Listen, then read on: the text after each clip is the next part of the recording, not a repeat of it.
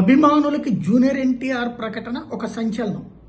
ఈ మధ్య కాలంలో ఓ పక్కన బాలయ్య అభిమానులు తనని నిందించడం, తెలుగుదేశంకి సంబంధించినటువంటి వాళ్ళు విమర్శించడం, అదే సందర్భంలో భారీ ఎత్తున తనని టార్గెట్ చేస్తున్నటువంటి సిచ్యుయేషన్స్లో, అలాగే ఈవెన్ జరుగుతున్న విచిత్ర పరిణామాలలో కూడా నోరు మెదపలేదు జూనియర్ ఎన్టీఆర్.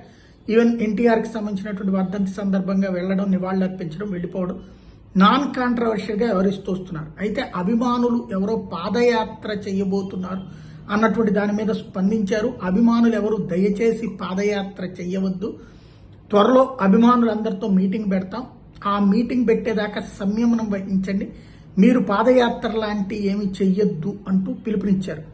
అంటే సంథింగ్ ఈ ఇష్యూస్కి సంబంధించిన ముగింపు పలికేయడందుకు సిద్ధంగా ఉన్నారా, లేకపోతే కనుక తన వైఖరి ఏంటో చెప్పేటందుకు సిద్ధంగా ఉన్నారా అన్నటువంటిది తేలాల్సి ఉంది.